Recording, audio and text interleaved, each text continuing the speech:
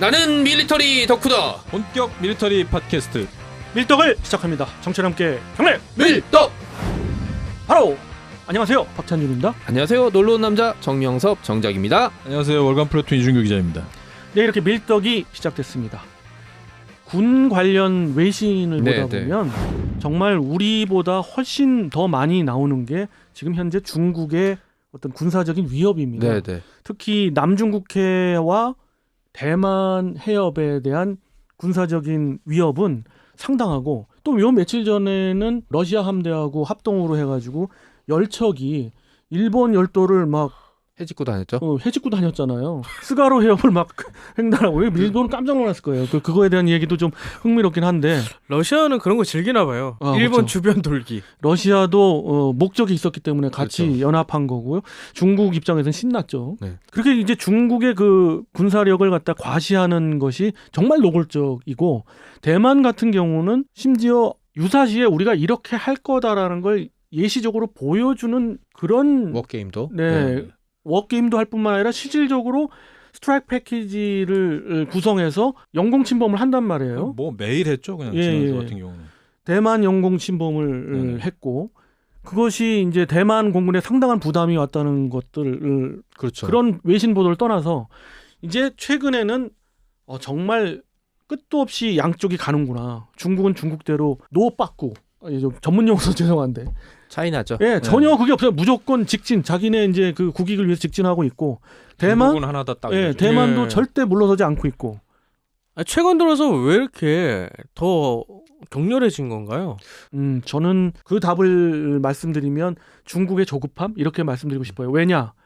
앞으로 10여 년 안에 결정을 보지 않으면 어쩌면 영원히 우리가 서태평양을 장악할 가능성은 없다. 그러니까 제2도련선, 제3도련선은 꿈도 못 꾸고, 어쩌면 제1도련선도 확보하기 어렵다라고 보는 측면이 있죠. 그걸 왜 10년으로 바라보는 이유가 있을까요? 미국이 눈을 뜨기 시작했습니다. 미국이 그동안 손을 놓고 있었던 부분이 분명히 있거든요. 여러 분야에서, 방공 분야도 그렇고 핵 전력 분야도 그렇고 여러 분야에서 그랬습니다. 그리고 너무 중동 지역에 매몰돼 있다 보니까, 거기에 전비를 다 쏟다 보니까 힘이 다 빠졌고, 그러다 보니까 한두 분야씩 실질적인 기술에 있어서 따라잡히고 있는 측면이 있거든요. 그러는 위기 의식을 이제 미국이 눈을 떴기 때문에 박차를 가하고 있는 상황이거든요.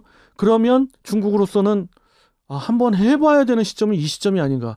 그들의 군사 굵기는 결국 목표를 이루려면은 향후 10년 안에 어떻게든 해결을 봐야 되지 않느냐는 게 그들 시각이에요. 현 타이밍을 재고 있다. 그렇습니다. 저는 그렇게 봅니다. 저는 거기에다가 최근에 이제 중국이 석탄 때문에 난리가 났잖아요. 네, 석탄 수입이 이제 호주랑 치고받고 싸우면서 석탄 수입이 안 되면서 막 우리 하늘이 왜 깨끗해졌겠어요, 얼마 동안. 중국이 공장을 못 돌려서 그런 거였거든요. 근데 우리는 그런 문제가 생기면 그냥 해결을 하려고 이제 여러 노력을 하는데, 독재 국가인 나라의 특성상 이걸 해결 못하면은 이게 큰 위기에 닥친다는 사실은 누구보다 잘 알고 있거든요. 그리고 얼마 전에 왜 그런지 모르겠지만 비상시에 대비하기 위해서 식량과 물을 확보해라는 그 공지가 뜨는 바람에 이제 중국도 난리가 난 적이 있었어요. 전기도 안 들어오잖아요. 그러니까 이거를 이제 독재 국가에서는 당연히 이거를 외부로 돌리기 위해서 그냥 그 전쟁 공포를 하는 거죠. 애국심을 자극하면서 참고 견뎌라라는 식의 뉴스인 것 같아요. 그리고 이제 호주랑 그 석탄으로 문제가 발생했던 거는 사실 중국의 쓸데없는 자존심 때문이거든요. 어떻게 보면 자기는 그냥 호주를 그렇게 몇 가지 물건 안 사면 괜찮겠지 했는데, 이게 호주가 1년 이상 버틸 줄은 몰랐죠. 1년 이상 버틸지도 몰랐고 오히려 이제 중국에서 문제가 생겨버린 상황이잖아요. 그게 또 돌고 돌아서 또 우리 요소수 문제가 터지긴 했지만, 어쨌든 중국도 옛날 같은 방식으로 이제 뭐 물건 안 사, 뭐 끊어버려 이렇게 되는 걸로 이제 사람들한테 압박을 주는 게 이제 안 먹히기 시작한다는 깨달은 거죠. 한류도 지금 한한령 내렸지만 사실 거리 중국 가면 다 오징어 게임 인형 팔고 달고나 먹고 다 이러잖아요. 대만도 난리더라고요. 그러니까 이걸로 그냥 이런 식의 조치로는 안 되니까 실제로 뭔가 우리가 움직임을 보여줘야 되는 거 아니야라는 조급함, 이제 얘기한 대로 되는 거죠. 조급함. 네. 군사 굵기 측면에서 그렇게 보여지고요. 그렇게 봤을 때 전략적인 측면에서 대만을, 이것이 뭐 표면적인 이유는 하나의 중국이다 해가지고 하지만 대만을 점령하면 엄청난 이득이 출구가 열리는 거죠. 그렇죠. 출구가 열리죠. 그 다음엔 어디겠어요? 오키나와고. 그렇죠. 굉장한 전략적 요충지네요. 그 다음엔 하와이죠. 네. 그래서 어떻게 보면은 중국은 이제 바다로 나가는 출구를 만들고 싶어요. 왜냐하면 중국의 주변 국가 중에 중국 편은 파키스탄이랑 예. 북한밖에 없어요. 이렇게 주변 국가랑 사이가 나쁜 나라는 전 본 적이 없거든요. 옛날 수나라랑 당나라 때 빼고는. 중국의 국경을 맞대고 있거나 바다 사이로 이렇게 이웃 국가인 경우를 다 세보면 14개 국가가 네, 되는데 네. 그중에 10개 국가하고 다 사이가 영토 나쁘죠. 분쟁이 있어요. 네. 이런 나라가 없죠. 러시아하고도 지금 뭐 그러니까 제가 그런 말씀드렸잖아요. 쪽까지만 중국이라고 있고. 부르지 말고 차이나라고 불러야 된다고. 예. 차이나는 문화다. 그러니까 이게 그 미국이 이렇게 사실 뭐라고 하지? 그 강력한 군사력을 가지고 있어도 사실은 사람들이 크게 걱정하지 않는 건 이성적일 거란 믿음이 있는 거잖아요. 계산적이고. 근데 중국은 그게 안 보여요. 그러니까 미친놈한테 몽둥이를 줬으니까 미친놈 이 몽둥이를 내 머리 위에다 휘두를 것 같다는 걱정을 다 하고 있죠. 네, 그러면서 실질적으로 최근에 이제 그 대만을 실질적으로 공격하는 거 아니냐라는 얘기들이 굉장히 나오고 있어요. 네. 한간에는 시진핑이 집권하면서 굉장히 자기 입지를 못 굳히고 있다라는 얘기도 있거든요. 그것 때문에 나는 이제 저거죠 지금. 사실상 중국 공산당 역사에 없던 일이 생기고 있거든요. 어떤 한 사람이 지금 3기까지 가려고 그렇죠. 하고 있어요. 그쵸. 그러면서 예. 그것도 지금 굉장히 크게 작용하고 있죠. 하는 김에 그럼 아예 통일된 중국을 보여줘서 더 입지를 강화하자. 어떻게 군사력도 보면 이렇게 키우고 중국은 있으니까. 공산주의 국가 같지가 않아요. 왜냐하면 이제 지도부가 계속 교체되지도 않고 있고. 원래 이게 집단 그렇죠. 그 지배를 해야 되는데 그렇죠. 집단 당에 의해서. 체제였는데 네. 아유, 시진핑 체계에서 완전히 이게 지금 틀어진 거죠. 푸틴도 그렇고. 그다음에 도요토미 히데요시네 그냥. 경제 체제는 또 웃기게 자본주의랑 거의 자본주의, 그러니까 브레이크가 제동 장치가 없는 자본주의 국가처럼 돼버려갖고 네. 빈부격차가 어마어마해졌어요. 그러니까 중국 특유의 어떤 걸로 이렇게 감추고 있다고는 하지만 이게 사실은 수면 위로 붉어지기 시작하면 어디가 어떻게 될지는 뭐 아무도 모르는 거거든요. 그리고 중국 기업들도 굉장히 거품이 많아서 하나 두 개씩 계속 무너지다 보면은 홍다 사태도 있었고 얼마 전에. 예, 그거는 일단 저는 초석이라고 봐요. 그러니까 이런저런 위기감을 외부로 돌리기 위해서 아까 토요토미 히데요시 얘기했던 것처럼 제일 독재자가 이제 내부에서 문제가 그쵸? 생겨서 제일 좋은 건 야 전쟁이야. 중국이 얼마나 그러면 이제 이 주제가 잠시 이제 중국 패망론 쪽으로 네, 가고 네, 있는데 네. 잠깐 좀 돌려보면 네네. 정신 아니요. 예, 차이나 어떻게 보면 패망론으로. 이제 네. 군사적인 입장에서 대만을 점령하는데 뭐 박 의원님은 그들- 진짜 얼마 걸릴 거라고 보십니까? 뭐 아무도 현실적으로 봤을 때 장담을 할 수 중국이 없지만 공격을 시작한다면 쉽지는 않을 것 같아요. 중국이라 하더라도 만약에 그 박 의원님이 그 생각하시는 데이터 한해서 대만이 굉장히 전쟁 의지가 강하고 결사항전을 한다면 한 달도 버틸 수 점령할 있다. 수 없어요. 예. 계속 그곳에서 그 대만이 그러면 어떤 무기 체계로 보통 방어가 진행이 될 것 같아요? 대만은 일단 상륙을 못하게끔 저지하는 상륙 게 거부. 가장 뭐 크죠. 똑같은 예. 방식이죠. 상륙 거부. 일단 아무리 좋은 전차, 뭐 사람을 태우고 있더라도 이게 상륙을 못하면 꽝이거든요. 그러니까 어떻게든 이걸 상륙을 저지하려고, 그러니까 하늘과 바다에서 저지를 하려고 할 거고, 중국은 또 이제 창을 들고 와서 이걸 막아야 되니까 아마 진짜 시작되면 엄청난 규모의 공중전이 며칠간 계속될 겁니다. 결국 그쵸. 제공권이 먼저니까. 먼저니까. 제공권 부분도 조금은 낙관적으로, 그러니까 대만 입장에서의 낙관적으로 저는 볼 수 있는 게 아직까지 미라지 2000을 운영을 하고 있는 이유가 대만이 분명 있다고 봐요. 미라지 2000이 뭐죠? 미라지 2000은 프랑스 다쏘사의 예. 라팔 이전에 가장 주력으로 내세웠던 미라지의 기체고, 끝판왕이죠. 그렇죠. F-16과 쌍벽을 이루는 그런 기체였고, 가상의 적이 F-16이라면 상대는 이상하게 다쏘의 미라지 2000을 구매하는 그런 전력인데, 그건 뭐 주제가 다르니까 나중에 말씀드립니다만, 아무튼 그런 기체인데, 그 기체를 왜 가지고 있느냐면 이것이 중국의 이제 스트라이크 패키지로 들어오는 것을 방어할 수 있는 대공 측면에서, 요격 측면에서 강력한 무기 중에 현재로서는 하나가 될 수 있어서, 얼마 전에 또 굉장히 그 고무적인 그런 외신을 한번 접해봤는데, 다쏘사에다가 딱 2028년까지의 유지보수 계약을 체결했어요. 사실 이게 굉장히 좀 이상한 게, 다른 나라는 미라지 2000은 이제 퇴역하는 수순이거든요. 본토인 프랑스에서도 프랑스도. 퇴역을 하고 있는데, 퇴역하는 수순인데도, 그리고 유지보수비도 굉장히 비싸고, 그럼에도 불구하고 28까지 유지한다는 거 봤을 때 플랜이 분명히 있을 것 같아요. 2028년 이후에는 뭘로 다른 걸로. 갈아타겠다는. 그러니까 아무튼 그렇게 쉽게 대만이 무너질 상황은 아닌 게, 거기에 대한 가장 큰 초점은 저는 그거라고 봐요. 중국의 상륙 작전 능력이라고 보는데 아직까지는 상륙 작전을 위한 플랫폼이 제대로 갖춰져 있지를 않아요.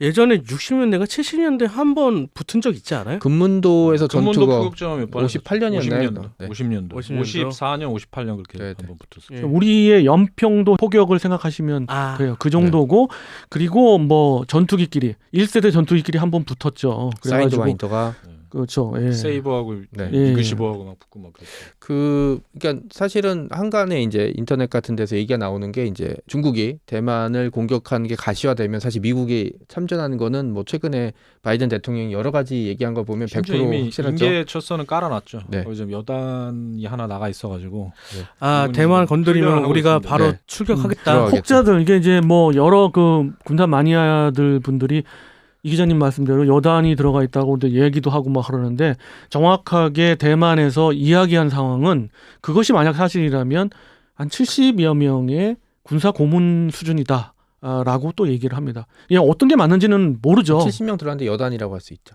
그러니까 그게 네. 그 군사고문 여단이 있어요. 여단이 있는데 거기에서 뭐 여단 규모를 보는 것 같지도 않아요.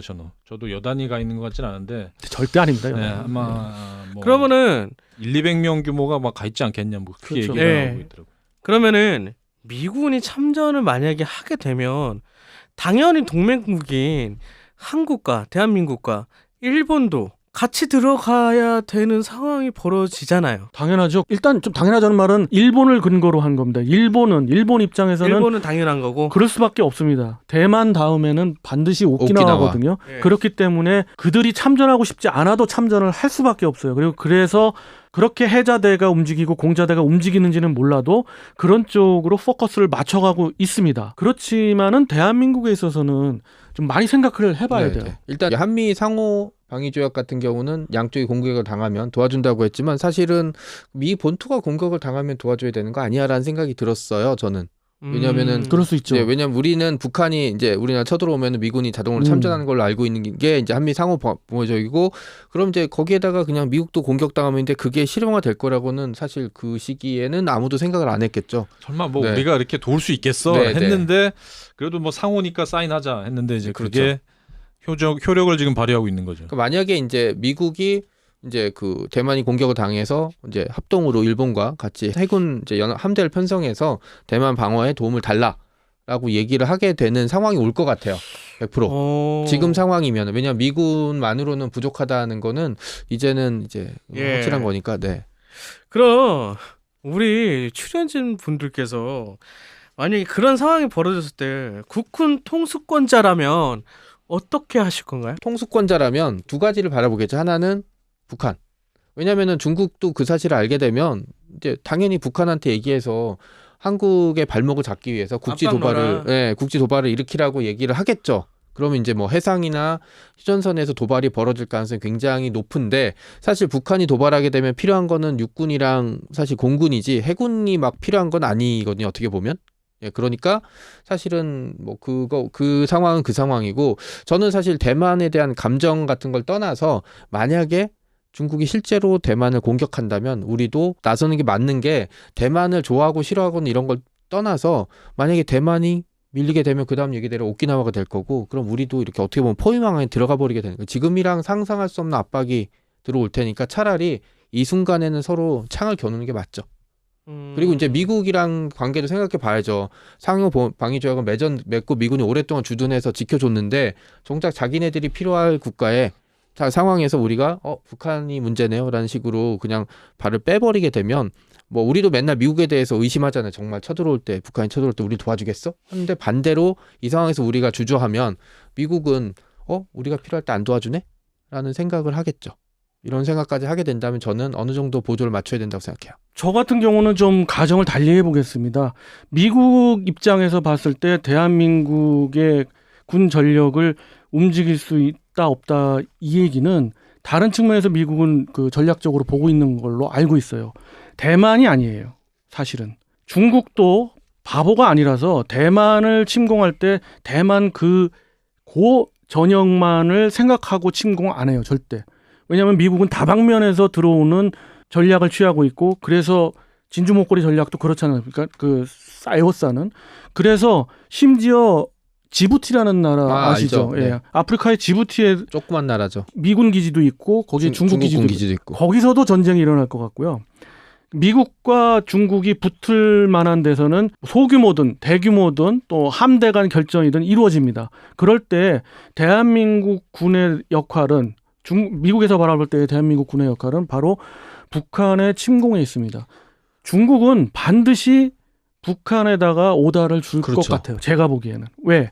이거는 중국도 두려워하는 거거든요. 여러분들 생각은 어떤지 모르지만은 조금이라도 바깥에 나가보면 대한민국 국방력은 사실 굉장히 높게 봅니다. 특히나 대만 같은 나라는 이상하게 우리를 좀 생각보다 더 높게 봐요. 제가 전에 한번 펜팔을 했던 친구가 펜팔? 있는데 그쪽에서 네, 이제 네. 군사 관심 있는 사람하고 있는데 굉장히 우리를 띄우더라고요. 내가 생각하는 거 이상으로 요즘 뭐 대만 언론에서 뭐 K9 자주포 아, 사야 된다 뭐 그런 나오고 막 그런 식인 그러고 거죠. 있더라고요. 예. 굉장히 그렇게 하고 있는데 이런 걸로 볼 때 대만은 또 굉장히 대한민국이 참전한다면 하는 그런 그렇죠. 어떤 그 희망을 품고 아니, 있거든요. 그럼 평소에 좀 잘했어야지. 예. 그 그거를 여러 일본만 겁나 빨아대고 하는. 그렇죠. 그렇습니다. 네. 그걸 중국이 모르는 바가 아니거든요. 네. 그래서 중국은 대한민국 군사력을 발목을 잡기 위해서는 북한의 침공 내지는 뭐 국지전 내지는 이런 것이 필요하다. 아. 그래서 뭐 이건 완전히 제 시나리오입니다만은 김정은한테 이야기를 하는 거죠. 예. 침공해라. 우리 준 거 있으니까. 그러니까 이게 저는 바라보는 게 대만 크라이시스가 있을 때 항상 대만 쪽에 그렇죠. 있기 때문에 우리는 별거 아니다라고 얘기하는 게 아니라 이게 반드시 우리하고 연결이 되기 때문에 그런 외신이 굉장히 커졌을 때마다 좀 심각하게 보고 있는 편이거든요. 그 우리나라 역할은 결국은 박 의원님이 생각하실 때는 북한을 일단 견제하고 북한이 쳐들어오면 우리가 이제 맞서서 북진할 올라가는 수 있는 북진할 수 기회죠. 있는. 맞습니다. 그나마 대만과 관련해 가지고 우리가 도울 수 있는 부분이 있다면은 그 자리를 유지해 주는 게 일단 우리는 그렇습니다. 예, 저는 그렇게 봅니다. 우리나라의 예, 역할이다. 예, 예. 우리 그 이 이 기자님은 뭐 저도 사실상 비슷하게 보고 있는데요.